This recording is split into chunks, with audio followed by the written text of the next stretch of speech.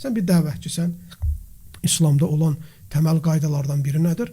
Fərz ibadəti nafilə ibadətindən öndədir. Nas ictihaddan öndədir. Ümumi mənfəət, ümmətin mənfəəti xüsusi mənfəətdən öndədir. İki şər arasında qalarsansa, ən xəfifini götürməlisən. Bunlar əvleviyyə məsələlər.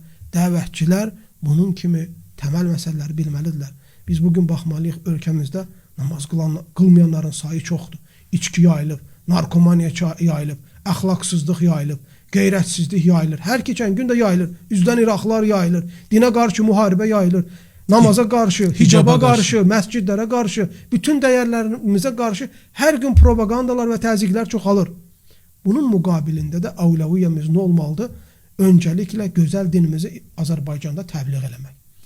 Allahın əzəmətini insanlara öyrətmək, Muhammed s.ə.v kimliyini tanıtmaq və insanlara vətənpərvərliyimizi öyrətmək. Biz Qafqazlıyıq, biz Azərbaycan övladlarıyıq. Bizim analarımız bugün bir çox özünü bəyənməyənlər yoxdur. Onlar hicablı qadınlar doğub. Başında buxar papaqlı kişilərdən meydana gəliblər. Namuslarını hər şeydən üstün tutanların övladlarıdır bunlar.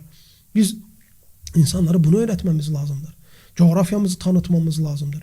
Və ölkəmizin, dövlətimizin yanında möhkəm durmamız lazımdır ki, hətta xarici qüvvələr gəlib bizi sabah bugün darmadağın eləməsinlər, yem olmasınlar.